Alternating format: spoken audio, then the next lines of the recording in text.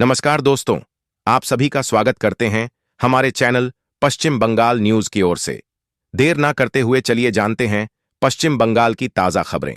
अगर आपने अभी तक हमारा चैनल को सब्सक्राइब नहीं किया है तो जल्दी से सब्सक्राइब और वीडियो को लाइक करें ताकि हमारी सारी खबरें सबसे पहले आप तक पहुंच सके।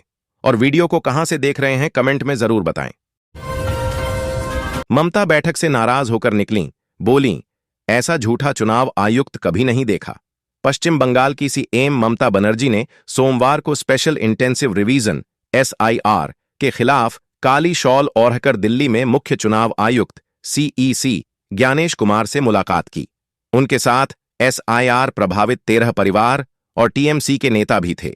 चुनाव आयोग के अधिकारियों ने बताया कि ममता ने अपने मुद्दे सीईसी को बताए, लेकिन उनका जवाब सुने बिना ही नाराज होकर चली गईं।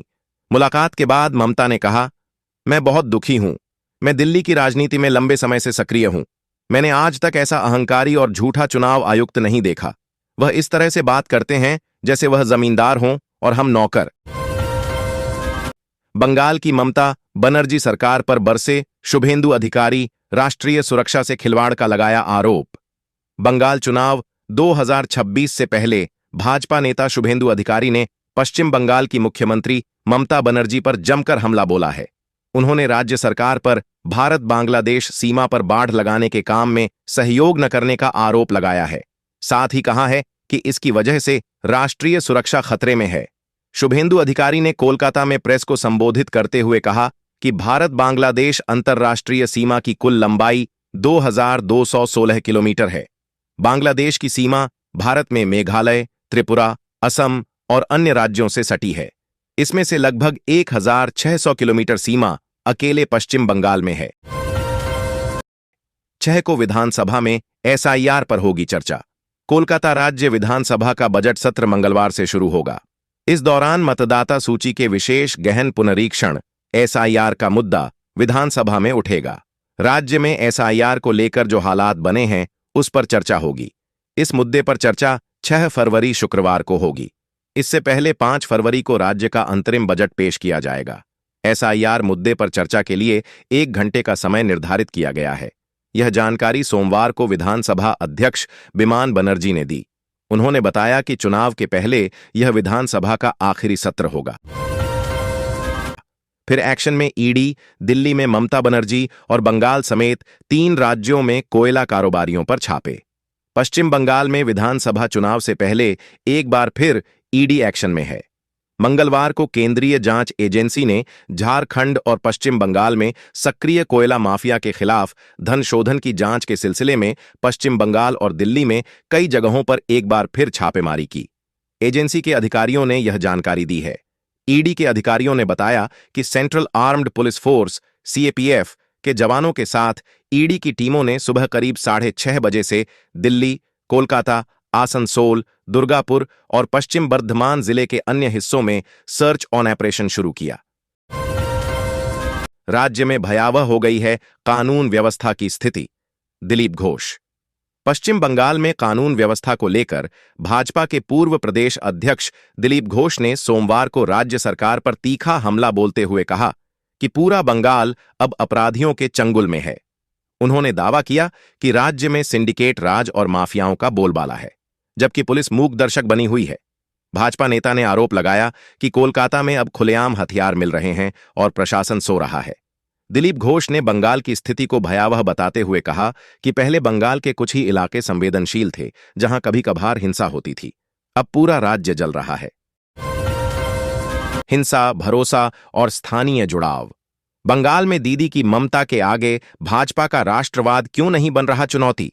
पश्चिम बंगाल की राजनीति को केवल चुनावी नतीजों, अपराध के आंकड़ों या राजनीतिक हिंसा की खबरों से समझना हमेशा अधूरा रहा है। यह वह राज्य है जहां सत्ता परिवर्तन सिर्फ सरकार बदलने की घटना नहीं होता, बल्कि समाज की गहरी संरचना, पहचान और भरोसे में आए बदलाव का संकेत देता है। शायद यही वजह है कि यहां न तो कांग्रेस लंबे समय तक टिक पाई, न 34 वर्षों तक शासन करने के बाद सीपीएम अपनी सत्ता बचा सकी, और न ही लगातार आक्रामक मौजूदगी के बावजूद भाजपा अब तक सत्ता का दरवाजा खोल पाई है। चुनाव आयोग सख्त, सीईसी बोले, कानून हाथ में लेने वालों के खिलाफ होगी कार्रवाई। निर्वाचन आयोग के अधिकारियों ने सोमवार को बताया कि पश्चिम बंगाल की मुख्यमंत्री ममता बनर्जी यहां विशेष गहन पुनरीक्षण एसआईआर मामले पर मुख्य चुनाव आयुक्त सीईसी ज्ञानेश कुमार के साथ हुई बैठक में उठाए गए मुद्दों पर आयोग के शीर्ष अधिकारियों की प्रतिक्रिया सुने बिना ही नाराज होकर चली गईं। अधिकारियों के अनुसार सीईसी ने तृणमूल कांग्रेस के नेताओं से कहा कि कानून का शासन सर्वोपरि रहेगा। कानून को अपने हाथ में लेने वालों के खिलाफ कानून के प्रावधानों और निर्वाचन आयोग की शक्तियों के अनुसार सख्त कार्रवाई की जाएगी। भांगड़ में सरकारी जलाशय पाटने का शुभेंदु का आरोप। पश्चिम बंगाल विधानसभा में नेता प्रतिपक्ष और भाजपा नेता शुभेंदु अधिकारी ने भांगड़ इलाके में कथित अवैध गतिविधियों को लेकर ममता सरकार और कोलकाता पुलिस पर गंभीर आरोप लगाए हैं। उन्होंने सवाल उठाया कि क्या कोलकाता पुलिस की नाक के नीचे एक और आनंदपुर तैयार किया जा रहा है। शुभेंदु अधिकारी ने सोमवार को सोशल मीडिया प्लेटफॉर्म एक्स पर एक पोस्ट में लिखा कि भांगड़ में अभी जो हो रहा है वह लोगों और पर्यावरण के खिलाफ एक आपराधिक साजिश से कम नहीं है और तृणमूल सरकार इसमें सबसे बड़ी मददगार है। एसआईआर से प्रभावित लोगों को पक्ष रखने का मौका नहीं दे रहा चुनाव आयोग, बंगाल की सीएम ममता बनर्जी का गंभीर आरोप। ममता बनर्जी ने एक बार फिर चुनाव आयोग पर गंभीर आरोप लगाए हैं। मंगलवार को पश्चिम बंगाल की चीफ मिनिस्टर ने नई दिल्ली में कहा कि वोटर लिस्ट के एसआईआर से प्रभावित लोगों को अपना पक्ष रखने या बचाव करने का मौका नहीं दिया जा रहा। उन्होंने विधानसभा चुनावों से ठीक पहले पश्चिम बंगाल समेत अन्य राज्यों में एसआईआर की प्रक्रिया पर सवाल खड़े किए। बंगाल के एसआईआर पीड़ितों के साथ नई दिल्ली में प्रेस कॉन्फ्रेंस को संबोधित करते हुए तृणमूल कांग्रेस सुप्रीमो ममता बनर्जी ने कहा कि वे उन कई अन्य लोगों का प्रतिनिधित्व करते हैं जिनको एसआईआर प्रक्रिया के कारण नुकसान उठाना पड़ा। एसआईआर से परेशान बंगाल के लोगों को दिल्ली पुलिस ने धमकाया। ममता बनर्जी की सोमवार को दिल्ली के चाणक्यपुरी में स्थित बंग भवन के बाहर तैनात सुरक्षा कर्मियों से बहस हुई और उन्होंने अपने राज्य में एसआईआर से प्रभावित परिवारों के उत्पीड़न का आरोप लगाया। इसके बाद बंग भवन के आसपास सुरक्षा बढ़ा दी गई। ममता बनर्जी ने संवाददाताओं से बातचीत के दौरान दावा किया कि निर्वाचन आयोग के समक्ष अपने मुद्दे उठाने के लिए बंगाल से लोग आए हैं, लेकिन उन्हें धमकाया जा रहा है। उन्होंने बंग भवन परिसर के बाहर बड़ी तादाद में पुलिसकर्मियों की तैनाती पर सवाल उठाए। मुख्यमंत्री ने केंद्रीय गृह मंत्री अमित शाह का संदर्भ देते हुए यह भी कहा कि वह पुलिस को नहीं बल्कि ऊपर बैठे लोगों को दोषी ठहराती है। पश्चिम बंगाल में ईडी की छापेमारी, इन लोगों के ठिकानों पर पहुंची टीम। जांच एजेंसी ईडी ने पश्चिम बंगाल में कोयले के अवैध खनन और परिवहन ट्रांसपोर्टेशन केस से जुड़े मनी लॉन्ड्रिंग मामले में छापेमारी की। जानकारी के अनुसार मंगलवार को दुर्गापुर जिला के विभिन्न शहरों में ईडी की ओर से सर्च अभियान शुरू होने से खलबली मच गई। ईडी अधिकारियों की टीम सुबह दुर्गापुर के सेपको टाउनशिप निवासी कारोबारी प्रबीर दत्ता, अंबुजा निवासी पुलिस अधिकारी मनोरंजन मंडल, पांडेश्वर निवासी शेख मैजुल, कौक्सा के हसन शेख के अलावा कई इलाकों में सर्च ऑपरेशन चला रही है। खबर लिखे जाने तक कई और इलाकों में अभियान चलने की खबर आई है। ईडी की अर्जी खारिज करने के लिए सुप्रीम कोर्ट में राज्य सरकार ने दिया हलफनामा। चुनावी रणनीति बनाने वाली कंपनी आईपैक के निदेशक और कंपनी कार्यालय पर ईडी की छापेमारी को लेकर पश्चिम बंगाल की राजनीति में मचे घमासान के बीच राज्य सरकार ने सुप्रीम कोर्ट में हलफनामा दाखिल किया है। राज्य सरकार ने ईडी द्वारा दायर याचिका को खारिज करने की मांग करते हुए कहा है कि यह याचिका सुनवाई योग्य नहीं है। राज्य सरकार ने अपने हलफनामे में तर्क दिया है कि जब इसी तरह का मामला कलकत्ता हाईकोर्ट में पहले से लंबित है तो सुप्रीम कोर्ट में समानांतर कार्रवाई नहीं की जा सकती। तृणमूल कांग्रेस सरकार का कहना है कि ईडी की याचिका में मेंटेनेबिलिटी का गंभीर सवाल उठता है।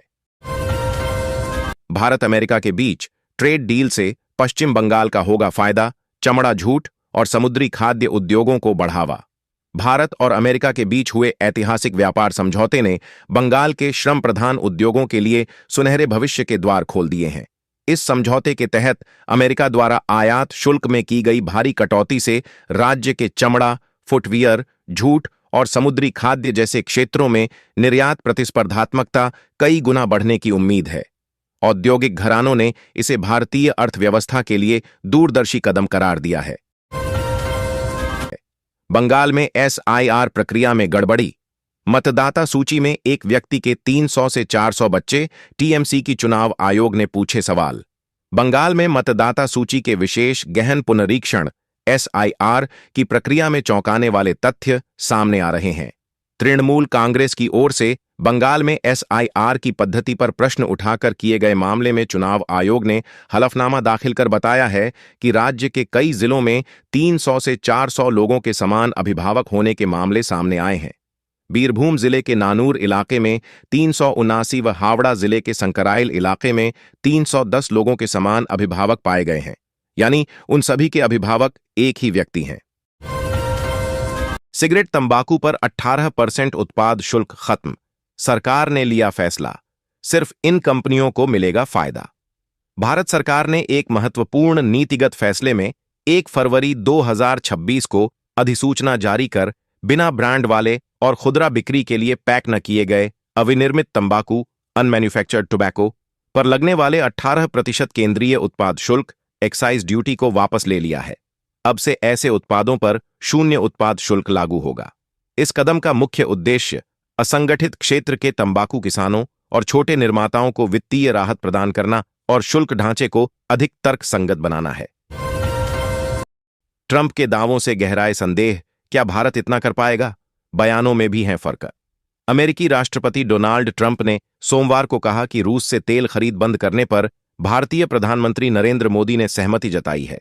ऐसे में अमेरिका भारत पर टैरिफ 25% से घटाकर 18% कर देगा। ऐसा माना जा रहा है कि इस घोषणा के बाद महीनों से अमेरिका और भारत के रिश्तों में बनी तनातनी पर विराम लग सकता है। ट्रंप ने ट्रुथ सोशल पर अपनी पोस्ट में लिखा है, सोमवार को पीएम मोदी से बात की और कई मुद्दों पर चर्चा हुई। इनमें व्यापार, यूक्रेन में युद्ध को समाप्त करना और अमेरिका के साथ वेनेजुएला से भी ज्यादा तेल खरीदने की बातें शामिल थीं। राहुल गांधी के भाषण पर लोकसभा में दूसरे दिन भी हंगामा, केंद्रीय मंत्री बोले, सदन को गुमराह न करें। लोकसभा के बजट सत्र में लगातार दूसरे दिन नेता प्रतिपक्ष राहुल गांधी के भाषण को लेकर हंगामा हुआ है। कांग्रेस नेता ने मंगलवार को भी कारवां पत्रिका में पूर्व सेना प्रमुख जनरल एम नरवणे की अप्रकाशित किताब पर आधारित लेख का हवाला देने की कोशिश की। उन्होंने जब ऐसा करना शुरू किया तो इस पर सत्ता पक्ष की ओर से आपत्ति दर्ज कराई गई। उस समय सदन में रक्षा मंत्री राजनाथ सिंह भी मौजूद थे। तेल खरीद बंद करने से रूस का भरोसा क्या भारत पर कम होगा? अमेरिकी राष्ट्रपति डोनाल्ड ट्रंप ने घोषणा की है कि भारत रूस से तेल आयात बंद करने पर सहमत हो गया है। भारत ने ट्रंप की इस घोषणा पर न तो अब तक मुहर लगाई है और न ही खारिज किया है। फरवरी 2022 में रूस ने यूक्रेन पर हमला किया था और अब भी जंग खत्म नहीं हुई है। जंग शुरू होने के बाद भारत और रूस के द्विपक्षीय व्यापार में रिकॉर्ड बढ़ोतरी हुई। वित्त वर्ष 2024 से 25 में रूस और भारत का द्विपक्षीय व्यापार 68.7 अरब डॉलर हो गया था, लेकिन इसमें 52.73 अरब डॉलर का कच्चा तेल भारत ने रूस से खरीदा था। अब ट्रंप कह रहे हैं कि भारत रूस से तेल आयात बंद करने पर सहमत हो गया है। एक बार फिर 1.52 लाख के पार पहुंचा सोना। आज सोने और चांदी के बाजार में रिकवरी का मूड है। कल की भारी गिरावट के बाद आज कीमतें संभलती दिख रही हैं। एमसीएक्स पर 24 कैरेट सोने के भाव में अभी 8,104 रुपये का इजाफा दिख रहा है। इसके बाद सोने की कीमत अभी 1:36 पर 1,49,797 रुपये प्रति 10 ग्राम पर है। वहीं चांदी का भाव 29,358 रुपये चढ़कर 2,65,619 रुपये प्रति किलोग्राम के स्तर पर पहुंच गया है। आइए आपको बताते हैं कि आज शाम तक भाव कहां तक जा सकते हैं। सोना 1.55 लाख रुपये की तरफ भी बढ़ सकता है। चांदी में ज्यादा उतार चढ़ाव है। आज यह 2,60,000 से 2,85,000 रुपये प्रति किलो के बीच रह सकती है।